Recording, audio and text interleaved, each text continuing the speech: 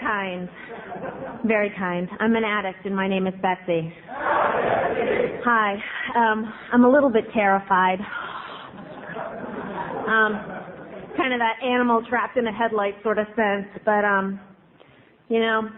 I got down on my knees in the bathroom before the meeting started, and I prayed that God would carry me through what I cannot walk through alone. And so far, He has. Yeah. I would first of all like to thank God for allowing me to be here. I would like to thank Narcotics Anonymous for allowing me to be here, and I would like to thank the convention committee for inviting me. It is truly a privilege and an honor to serve the fellowship that saved my life. So thank you for that privilege.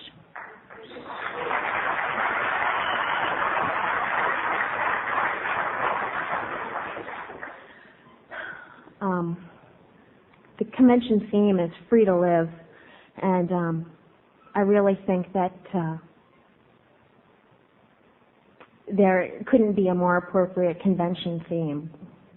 I would like to share with you a little bit about my experience, strength, and hope. Can you all hear me?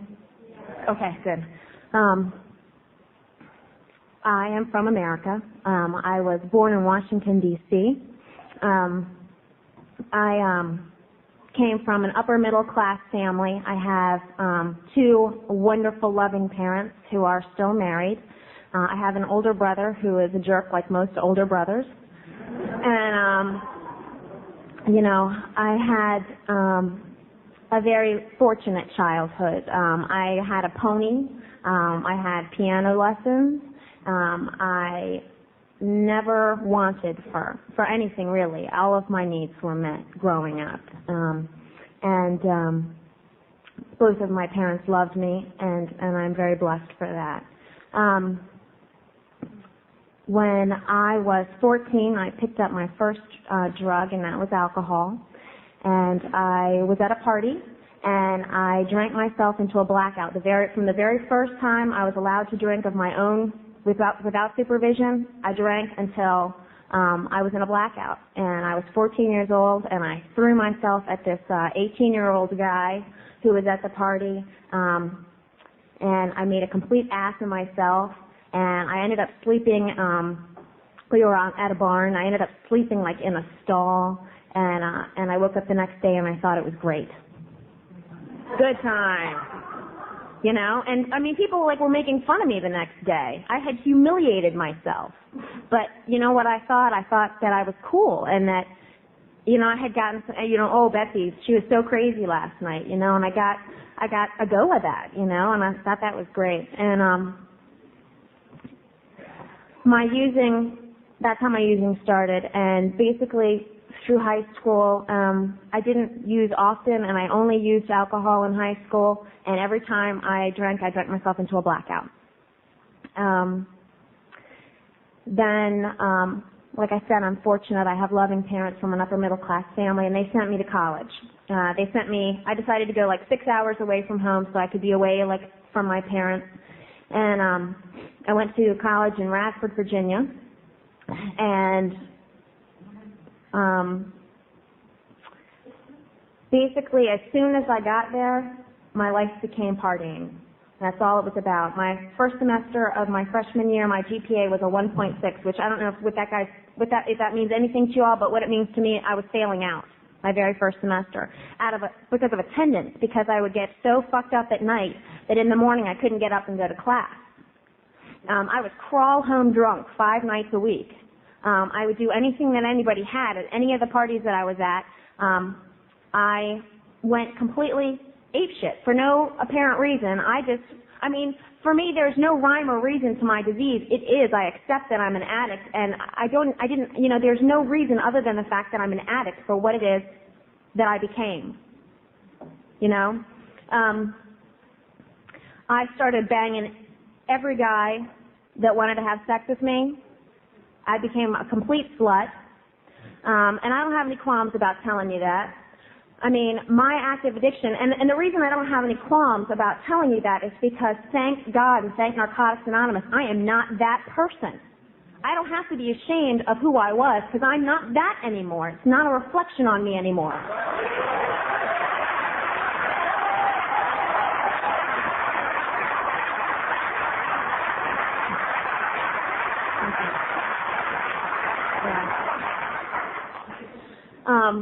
I became a complete slut. I was failing out of school. My life was completely unmanageable, and I was in a lot of pain. And I was all smiles on the outside, and I was, real happy-go-lucky on the outside, but I hated myself, and I hated what I was doing, and I didn't understand it, and my life was complete chaos. And my sophomore year of college, I drank a fifth of vodka, I swallowed everything in the medicine cabinet, and I slit both of my wrists because I was so tired of feeling the pain that I felt in my soul. I felt black inside. I felt like I had this vacuum in my soul where nothing was, and I didn't care about other people. I couldn't feel love. I couldn't feel anything. I just felt pain, and I was so tired that I didn't want to live anymore. I was 19 years old, and nothing really bad had ever happened to me. I just wanted to die because I was completely out of control, and I hated myself. My addiction was kicking my ass. So I got my first visit to my first institution. I was committed against my will to a psychiatric hospital in Radford, Virginia. I was pissed off about it, too. I was pissed off about it. They locked me down against my will, and they called my fucking parents. Can you believe that? I was mad. You fuckers, who do you think you are? Because they said I was a danger to myself. So, at any rate, my parents came down and they were, they wanted to know, this, that, and the other. And one of the things that had happened prior to the actual suicide attempt that I think it's important to talk about is I knew in advance that I was in trouble, and I had tried going to counseling. That's one of the things that I tried doing, was going to counseling. And in order to be able to go to therapy, I had to let my parents know that I wanted to go to counseling because I was on their health insurance. And in order for the health insurance to pay for the counseling, I had to tell my parents that I wanted to go. And I was at home and I was on Christmas break. This was before the suicide attempt. And I was trying to explain. My parents were very upset with me about my grades and my behavior and what the hell is going on and what's become of you. And my mom had me trapped in my kitchen. She was up in my face and she was yelling at me. She was like this far from my face, and she wanted to know what was the matter with me. She wanted to know what was wrong with me. Why did I need help? What was going on with me? And I looked right at my mom, and she had me trapped. She was screaming. She wanted to know what my problem was. And I looked right at her and I said, I was raped. Are you happy now? And it was a lie. It never happened. I've never been raped. But you know what? I completely devastated my mom, and I shut her the fuck up, and she got out of my face. And I went to counseling, which is what I wanted. Yeah, that's the kind of person that I was. And my mom was very devastated by a loss that she thought that I had incurred that never happened.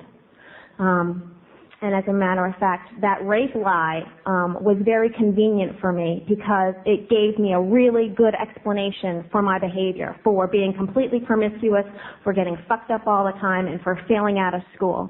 And so I told that lie to anybody that would listen. I told that lie to my counselors. I told that lie to friends, whoever, because it justified my behavior, I believed at the time. It was easier than looking at the fact that maybe I had a problem.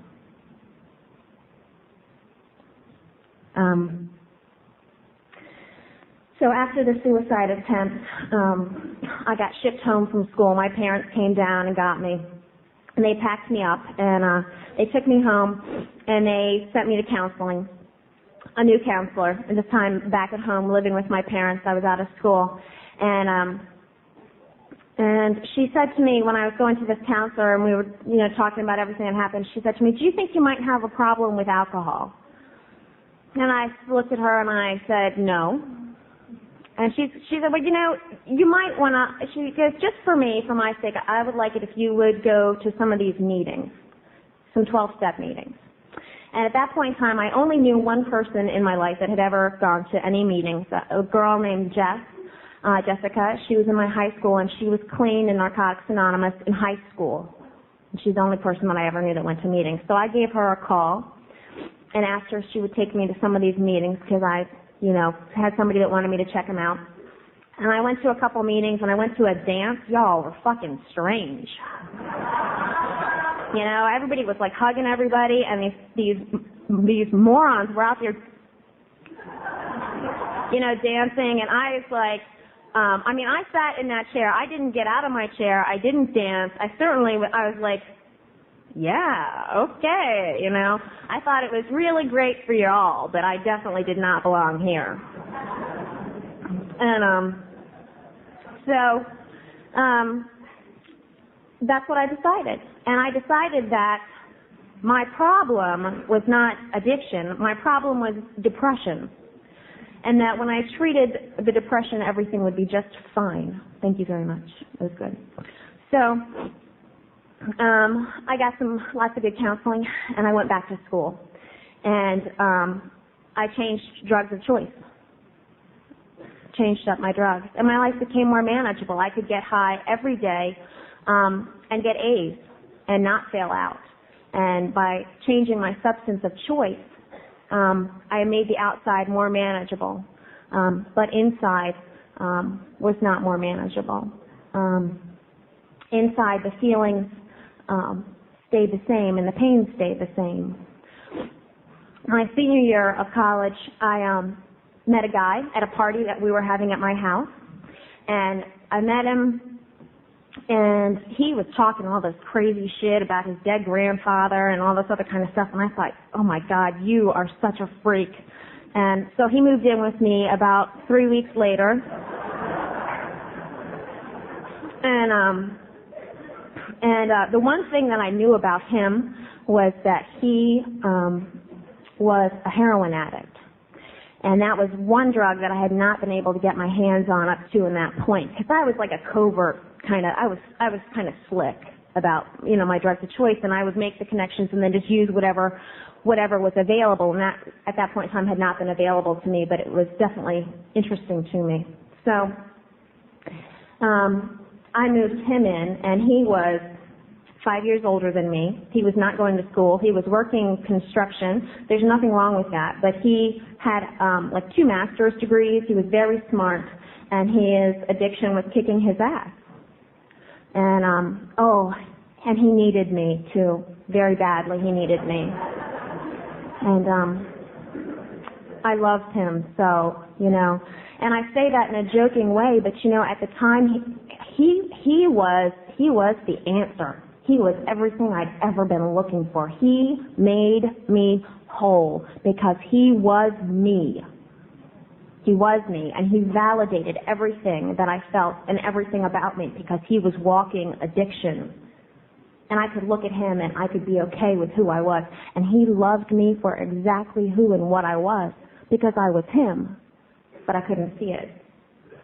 I did manage to graduate from college, and we moved in together in Richmond, Virginia, which is where he was from. And the very first night that we moved in together, I went straight to shooting dope. And within 3 weeks, I was using every day. And everything that I had gotten from my very nice upper middle class upbringing, I promptly disposed of. I promptly disposed of all of the jewelry that my mother had given me throughout my life. I disposed of a ruby princess ring that my father had bought for my grandmother in Vietnam that she'd given me when I graduated from college. I pawned the vacuum cleaner. I pawned the answering machine. I would beg for money. I would stand outside and go, because I look pretty cute. I'm pretty cute. And I could walk up to you at a gas station and go, excuse me, I'm really sorry, but I'm running out of gas and I need to get home. Could you spare $1? And people would give me 5.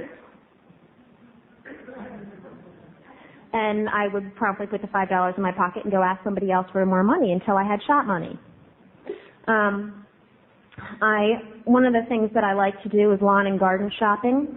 That's in your lawn and garden. For anybody that's confused by that, we would drive around at night and steal lawnmowers and weed whackers and chainsaws out of people's sheds and out of their yards in the cities, in the towns. And then we'd sell them. I deteriorated very, very fast.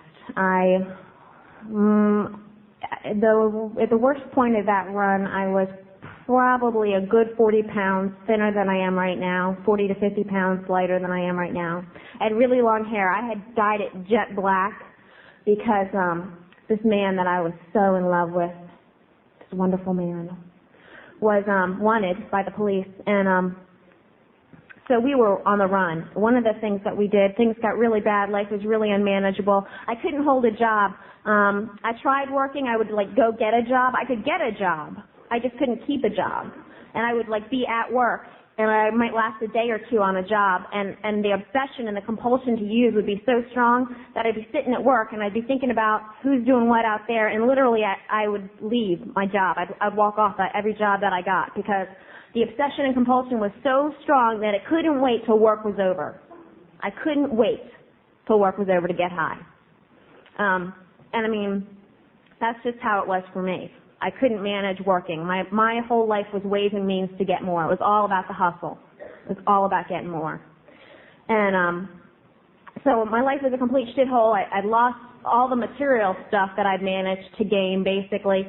I was living in this house with this guy, and we had 2 dogs, and the house was there was nothing in it. It was dirty. It was really, really dirty. There was about an inch of dog hair on the floor. It was disgusting. There was trash, pizza boxes, food. It was nasty. It was very, very nasty where I lived. Because cleaning wasn't a priority for me.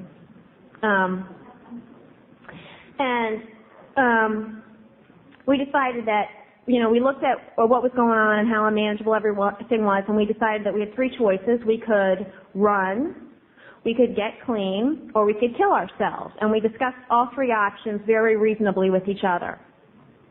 What is it that we should do? Getting clean was not something that I believed was possible.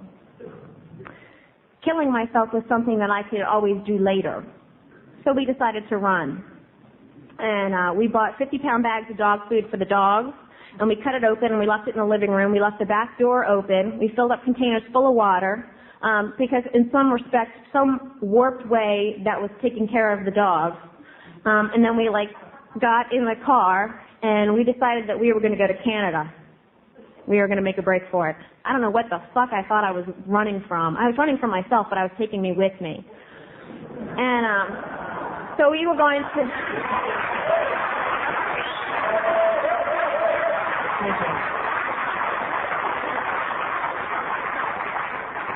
We were going to Canada, and we went north, and we stopped in, Philadelphia, New York, and important places like that, where there's lots of drugs in the projects. And I had all sorts of interesting adventures. Got a squeegee guy to cop for us, and his squeegee was in the car. A squeegee is a windshield washer, for those of you who are not familiar with the word. And in New York, the guys will stand on the corner and wash your windows and then want money from you. We got one of these guys to buy some drugs for us in the city, and we kicked him out of the car. We pulled a gun on him and kicked him out of the car and took off with the drugs. He wanted some of the drugs. That was the deal that we had made. And he threw himself on the car trying to stop us because he wanted some drugs. We pulled the gun on him, and then he was just yelling that he wanted his squeegee back. So I tossed the squeegee out of the window, and the guy let go of the car, and we continued on our merry way.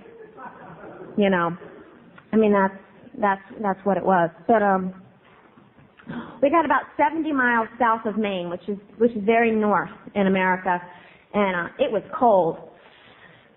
And we decided that maybe Canada wasn't a good idea. Maybe it would be too cold up there. Let's go to Mexico. So we turned the car around and we went back to New York and back to Philadelphia and important places like that. And ended up in North Carolina. And I was very dirty, and I mean that like hygiene was not important to me. I already told you I was about this big around, and I had dyed my hair jet black because I was incognito. And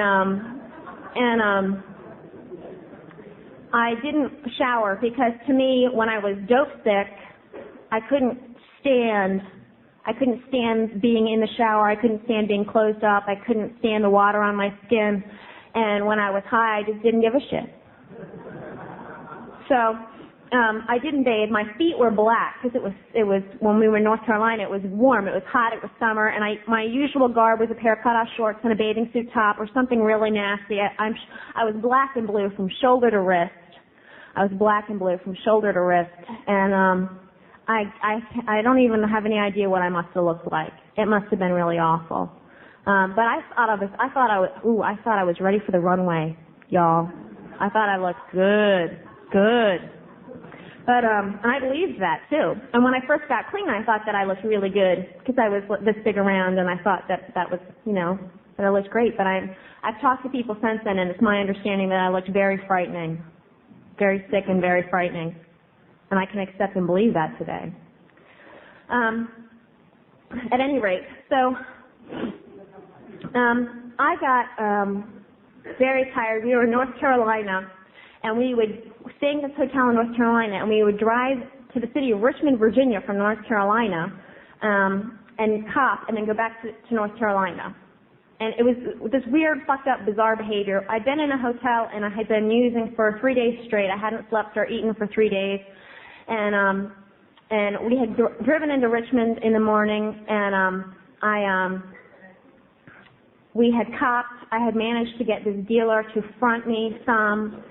I don't know if the terminology means anything to you, but I had gotten this guy to advance me some drugs on the promise that I would give him some merchandise later on in the day when I could steal it, and because I was very good at stealing. That's how that's one of the things I did the most. But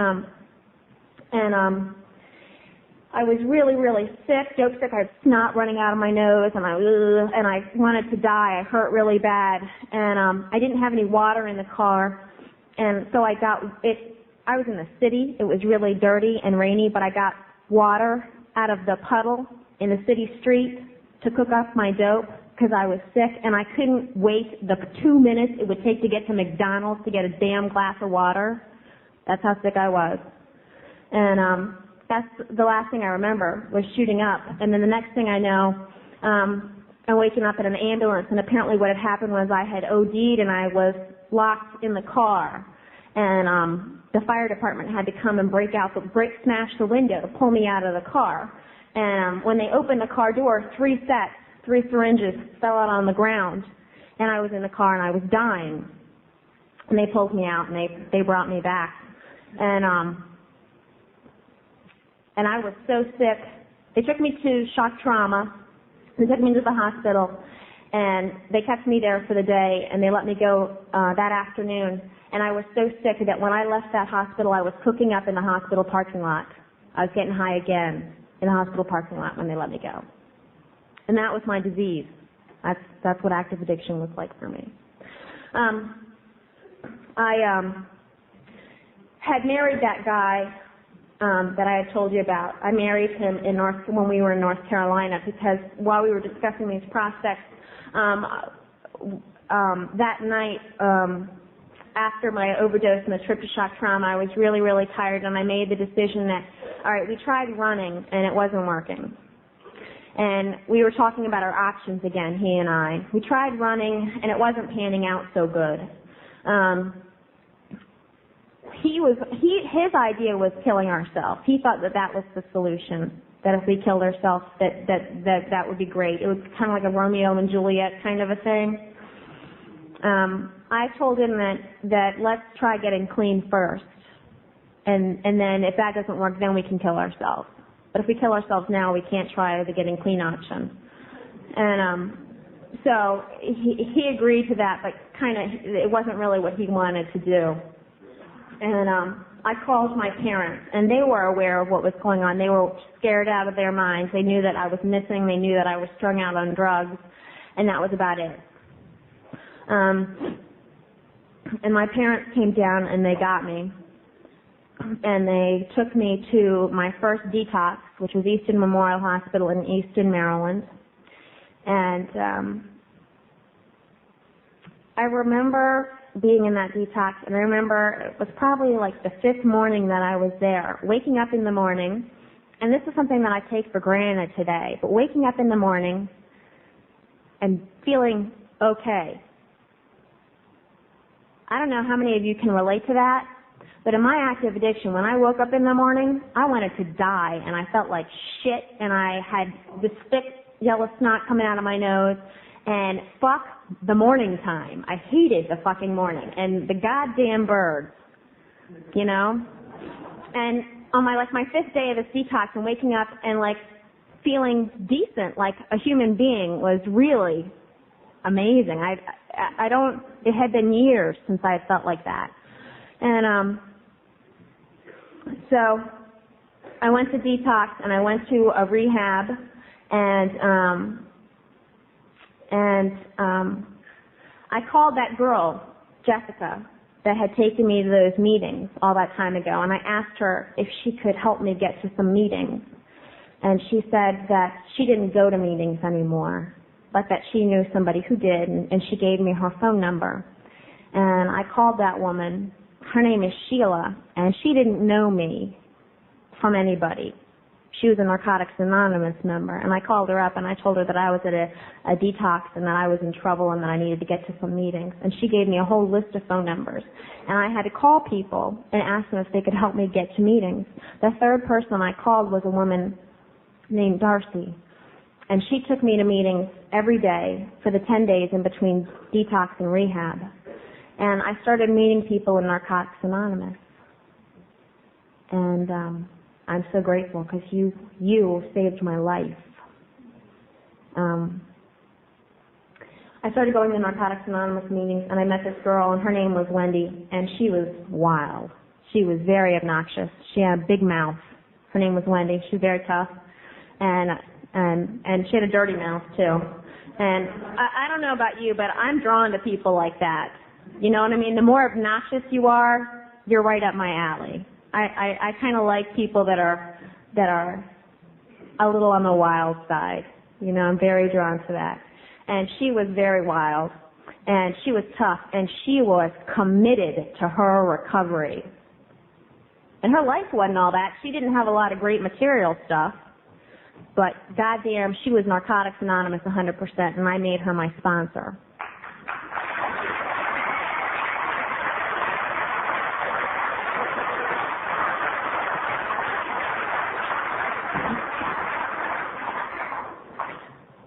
Now,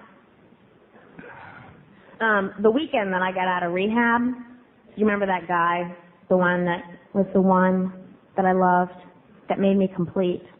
I got pregnant the weekend I got out of rehab. Because you know what happens when we first get clean. And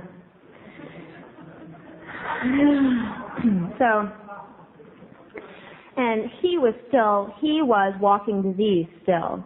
And it was all about me and how much he loved me and how we could do all these wonderful things together. I don't even know all the time that I spent planning things with him that never ever happened. I mean, we would sit there shooting up, making plans that never happened. And one of the great things about recovery is I can make a plan and it can happen. Yeah. But thank you.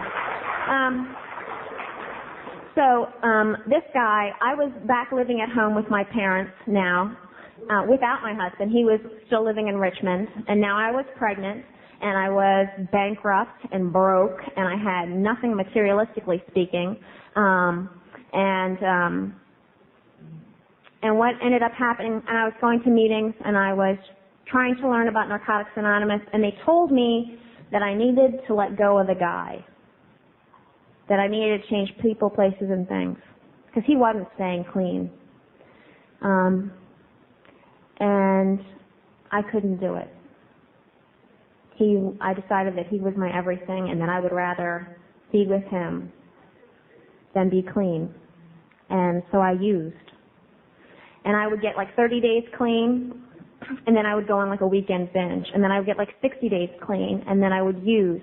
And I got so fucking tired of picking up a white fucking key tag, and I was so humiliated that I stopped. And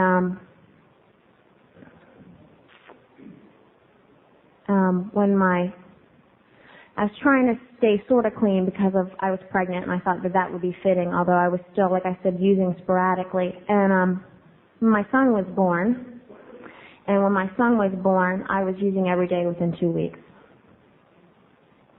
because he was on the outside, and now there was no, I didn't do it. And everything was the same that it was before, except for this time I was dragging my newborn son with me.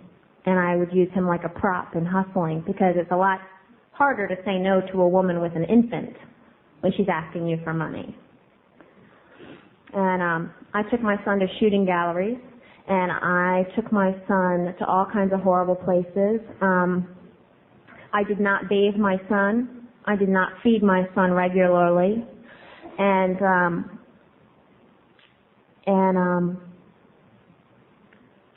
I mean, I have been in situations where I've been in the worst projects in Washington, D.C. in America, and I've been flat on the ground with a cop with a gun to the back of my head, the police trying to strip searching my infant son because they believe that I put the drugs on my son, you know, and having them scream at me that they're going to call social services and then I can kiss my son goodbye, and I mean, just crazy, insane shit. And a whole big miracle happened. A very large miracle happened. I had been in a series of car accidents at the end of the road, and after like 24 hours of using, I decided that we went to the hospital to get checked out because I thought maybe it'd be okay to get the baby checked out. I'm telling you that he had glass in his clothing and in his car seat from the accident that were still there like 2 days later. We went to the hospital to get checked out, and I was in the emergency room of the hospital, and the phone rang, and the nurse told me that it was my mom on the phone. Now, a big, long, complicated story that you don't really need to know. My mom figured out where I was, and she called me, and she said that she wanted to come and give me a ride home. And I couldn't say no because I want the denial. I didn't want her to know that something was wrong, like she didn't already know. And so I said, okay, that would be great. And I was dirty, and I had the baby, and the whole time, the whole 30 minutes that it takes to get from my mom's house to the hospital, I was twisting my blue jeans, and the only thing that I could think about was how it was that I could hide the blood stains on my blue jeans. And in walked my mother, my father, my mother-in-law from Richmond, Virginia, my sister-in-law from Quantico, Virginia, and I knew it was over. They knew. And that I wasn't fooling anybody but myself anymore. And my mom, my very loving mom, who has supported me my whole life, came up to me and she told me that if you want to die, that is up to you. But you give me your son. And my mom, God love her, she told me that what I did with myself was my business, but that she wanted the baby. And that was a very painful moment. And that was the moment that I made the decision. You know, that was the moment that the miracle happened for me.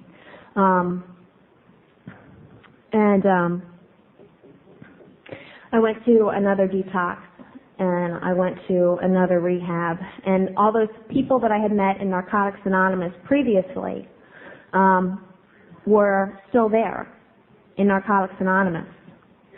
And that woman, that really loud, obnoxious woman who I had asked to be my sponsor and had never, ever used in any sort of sponsorship type fashion, one of the amazing things that I would like to tell you about is how Narcotics Anonymous showed up for my family. Because when my parents were going through hell about my active addiction and they didn't know what to do, my mom had called some people in Narcotics Anonymous. And people in Narcotics Anonymous supported my parents in my active addiction when I couldn't support my parents.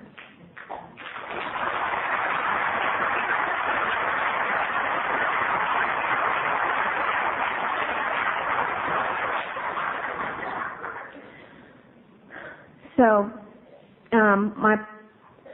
when I went home from the hospital when everybody showed up and I knew that the gig was over, on my front porch at my parents' house was Wendy and Rusty, and Wendy was this woman, and I was totally defeated, and I came home and she looked at me and she said, "Have you had enough?" And I looked at her and, I don't even really know what I said, but God, I hoped so at that point in time. I thought, God, I hope so. I hope so. I was really scared and I really didn't believe that this could happen for me.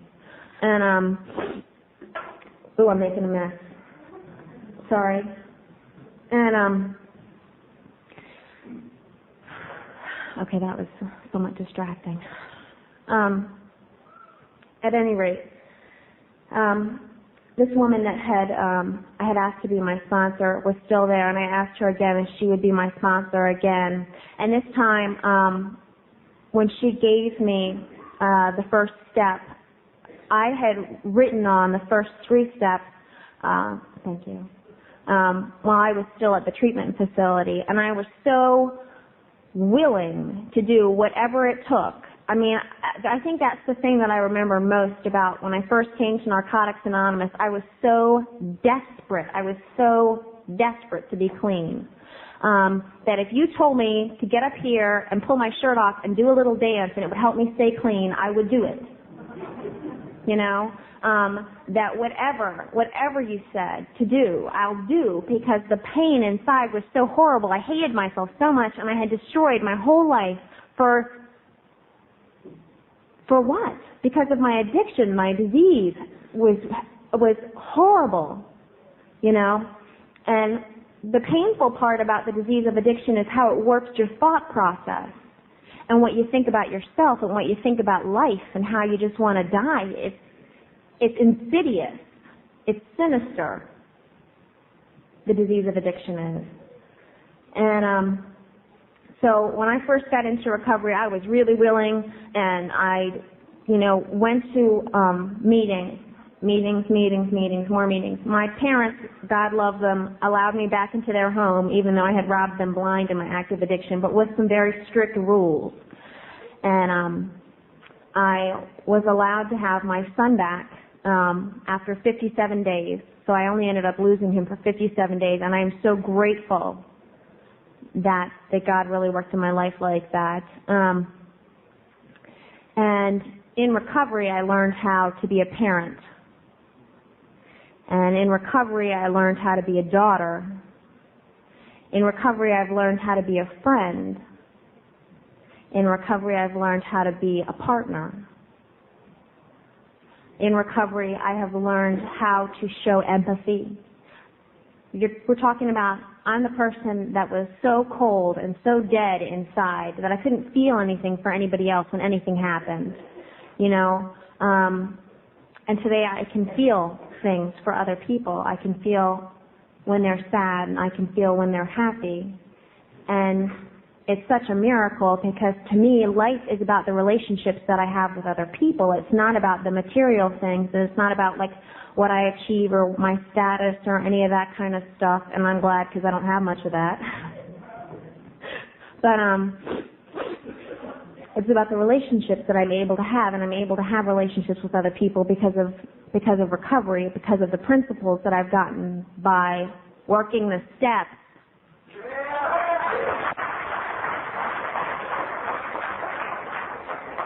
It's if you're confused about recovery, or if you're confused by the talk or what the program is, read the basic text. It's in there.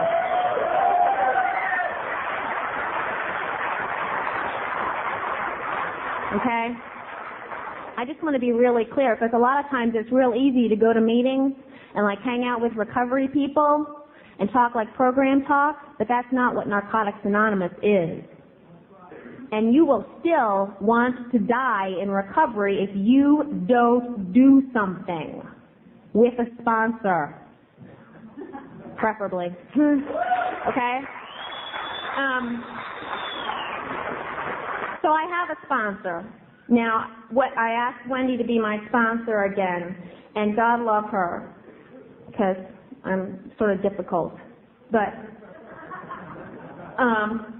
I asked her to be my sponsor, and she loved me in a very special way. And the people in Narcotics Anonymous loved me in a very special way, until really I could learn how to love myself. And that's one of the things that, to me, the newcomer is the most important person at any meeting, because people loved me so that I could love you. So that I could love you. People believed in me so that I could believe in you. I believe in you. And I believe in the newcomer. And that's how it works. We help each other. I pray. Prayer is very important. And as I said, I got down on my knees before the meeting and asked God to carry me through what I could not walk through myself. Because some of y'all might think this is cool up here, but it's scary as shit. You know? And for me, it trips me out when people like they want to be like the speaker. Because for me, I've never been like that kind of person. I will do what I'm asked in Narcotics Anonymous, because service is how you stay here. Service is how you stay here. If you want to know how you stay here, service.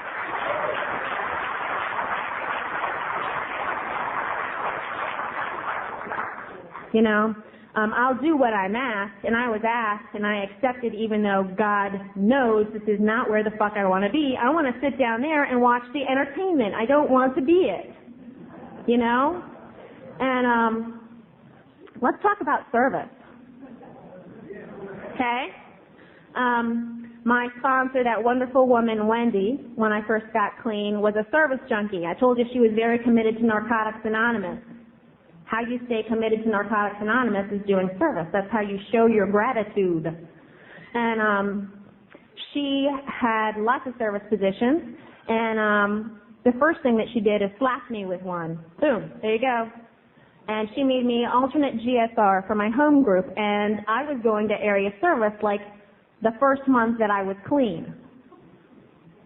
I love area service today, I'll have you know, because I like to know what the hell is going on. I have some control issues, and I want to be involved. Okay? I just finished, I serve. I serve at the home group level. I have a home group position, and I serve at the area level, and God willing, I'll serve whatever level the service is required. And what I believe about service, when I get nominated for a position, if somebody nominates you for a position and you are capable of doing it, you accept the position, because that's how God works. We don't always get the prestigious great positions that are like, ooh, look at me. You know, sometimes, we do stuff that's kind of schmucky. Right? Yeah. But it's the schmucky positions is where God works and where you get really the great benefits. That's about being humble. But, So I started doing service as soon as I got clean, and thank God for that. Please, please, please, please do service. It will keep you here. I'm telling you, it's the truth. If you don't believe it, keep coming and look at people who do service and look at people who don't and see what happens.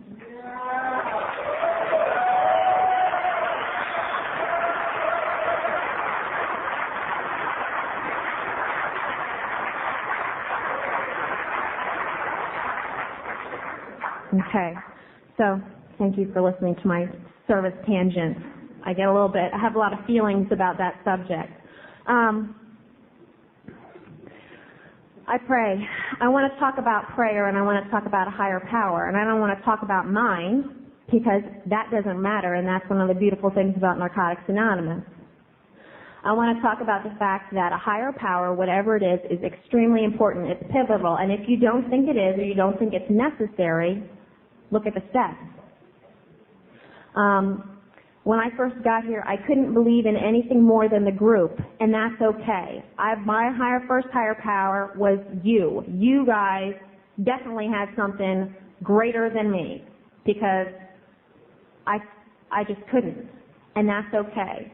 But I have found a loving higher power that really only wants good things for me today. And I'm so grateful because it is so wonderful not to have to be the one in charge, because I kind of fuck things up really bad. You know, I do. And I'm so grateful that I have a God that will work things out for me if I allow him, if I can get myself out of the way.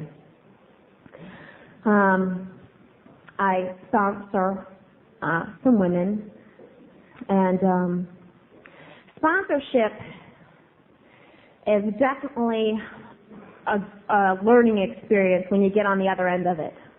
You know, I have a different sponsor now than Wendy. I needed to change sponsors because Wendy moved away, and she was far enough away from me that I found it easy to avoid her and avoid having to look at myself or avoid having to be really accountable to anybody for my behavior. And for my own personal recovery, I got a different sponsor, another service junkie, because like I said, service is really important to me. And I work the steps with her. And I've been given some sponsees in my life, and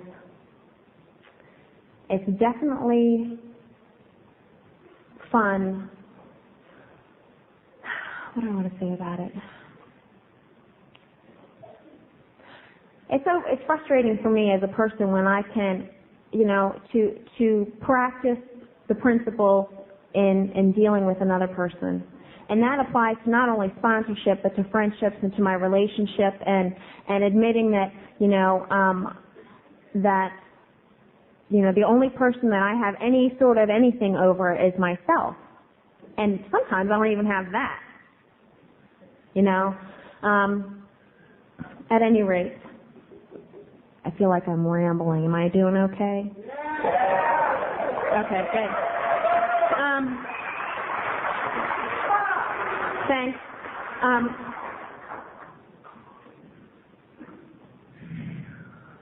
really nervous. I really think that I've said all that I have to say. I want to close out with a couple of things. I wanted to tell you about my son, Miles.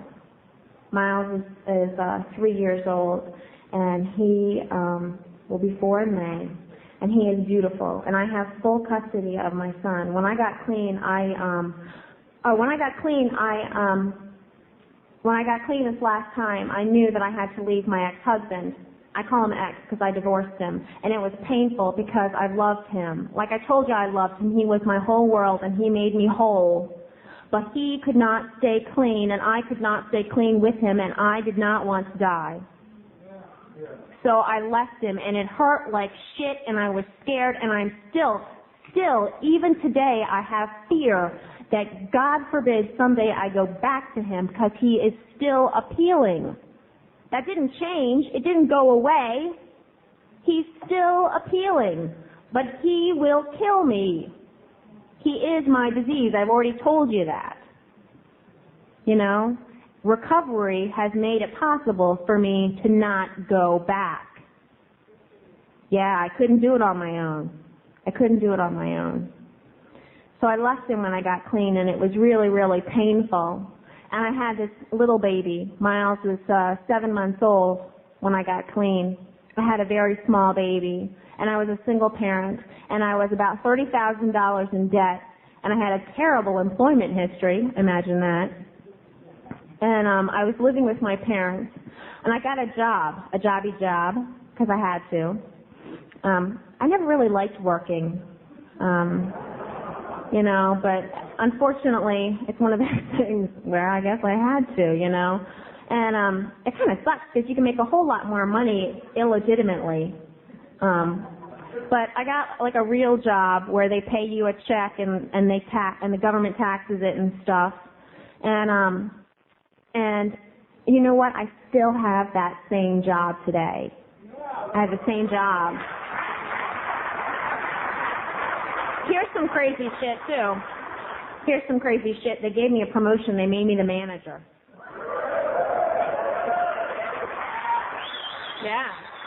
Yeah. And I have daycare for my son. I work Monday to Friday, 9 to 5:30. I have health insurance. Yeah. I've been to see the dentist, and I brush my teeth too.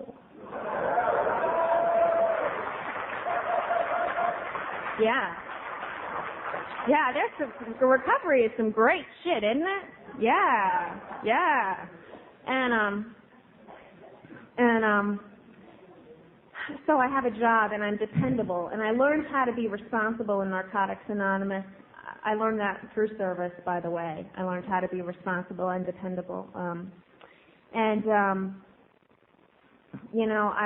got in a new relationship when I got clean. I didn't stay out of a relationship, by the way. When I first got clean, I was so scared that I was going to go back to my ex-husband that I immediately got in a relationship. As a matter of fact, that's not even the truth, too. I mean, I was doing some crazy shit, but anyway, I got in a relationship when I first got clean, and I'm still in that relationship today. So, I mean, I know, like, everybody wants to think really bad things about getting involved in relationships when you first get clean, and it's not, recovery isn't, life happens. I think that God plans different things for different people, and some people have to learn some hard shit the hard way. Unfortunately, I haven't had anything, nothing bad has happened. I'm in a loving relationship with somebody with some really awesome recovery, and he and I have been together for the entire length of my recovery, and we're still together. We're engaged to be married, and he's a wonderful guy. And if you want to think some shit about him for preying on a newcomer, that's not preying on a newcomer. Preying on a newcomer is when you exploit them and you don't care about them because you only want for yourself. It's self-centered. There's a difference, I think. Maybe I'm wrong, but, it happens. I have been wrong before. Occasionally. So I'm in the relationship with this guy, and I'm so glad that I'm in recovery. And I'm so glad that he supports my recovery, and that I can have relationships with people, and we can go to conventions together, and I can go over there with them and hang out, and he can go over here and hang out with them, and I don't have to have him with me all the time, and I don't give a shit what girl he's talking to because I trust him,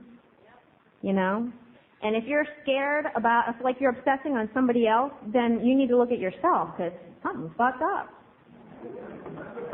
But I trust him, thank God, because I wouldn't want to have to live like what I see some other people living in their relationship. That fear, that self-centered fear. Oh my God.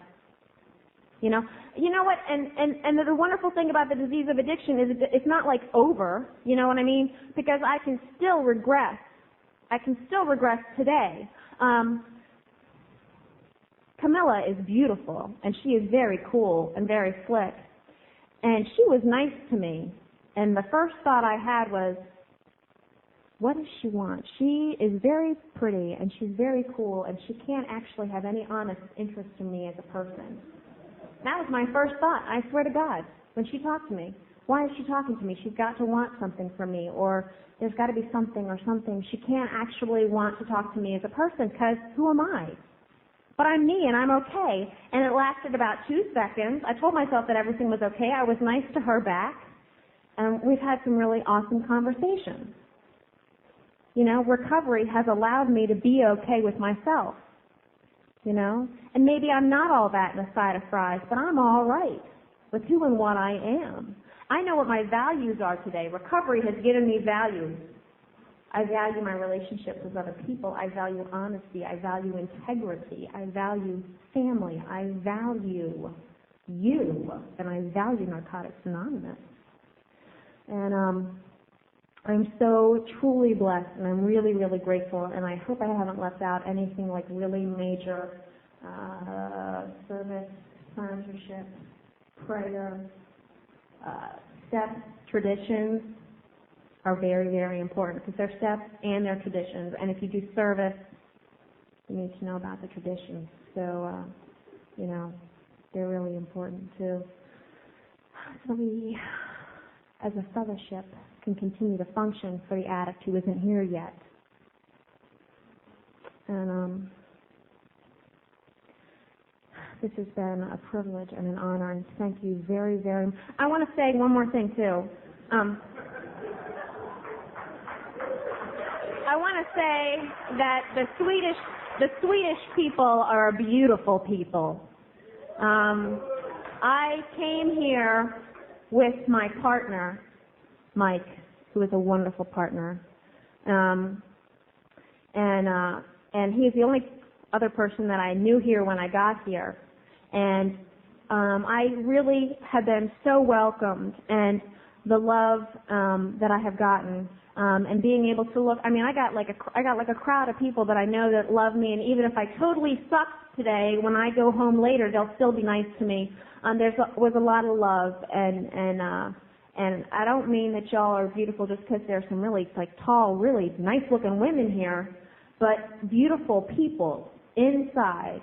And I want to thank you so much because it really is mind-boggling when you come to realize that we are a worldwide fellowship. And I've heard people share about it here today, but today, this convention for me was the first time I've ever gotten to see it in action.